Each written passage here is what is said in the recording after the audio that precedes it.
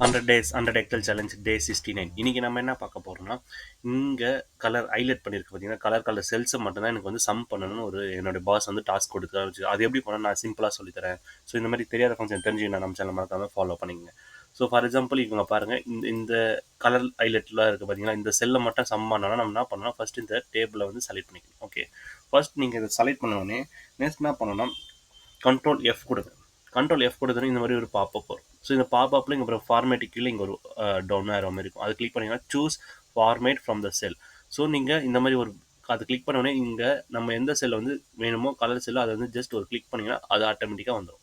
So next நீங்கள் என்ன பண்ணீங்கன்னா ஃபைண்ட் ஆல் இதை கிளிக் பண்ணணும். இந்த ஃபைண்ட் ஆல் கொடுத்தீங்கன்னா எந்தெந்த செல்லாம் வந்து அந்த மாதிரி இருக்கோ அது எல்லாமே இங்கே வந்து உங்களுக்கு வந்து ஃபைண்ட் பண்ணி கொடுத்துரும். ஜஸ்ட் நீங்கள் கண்ட்ரோல் ஏ கொடுத்தீங்கன்னா அது எல்லாமே வந்து உங்களுக்கு செலக்ட் ஆகிடும்.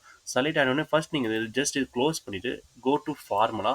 இங்கே பாருங்கள், இங்கே டிஃபைன் நேம் இருக்கும், இது கொடுங்க. இப்போ இந்த டிஃபைன் நேமில் உங்கள் செல் கலர் என்னவோ அதை கொடுங்க. ஃபார் எக்ஸாம்பிள் ஆரஞ்சு, நான் வந்து இந்த வந்து ஆரஞ்சுன்னு இருக்குது, நான் கொடுத்துட்டு ஓகே கொடுத்துறேன். ஓகே கொடுத்து நான் இப்போ என்ன பண்ணேன்னா இங்கே வந்து ஈக்குவல் டு சம்.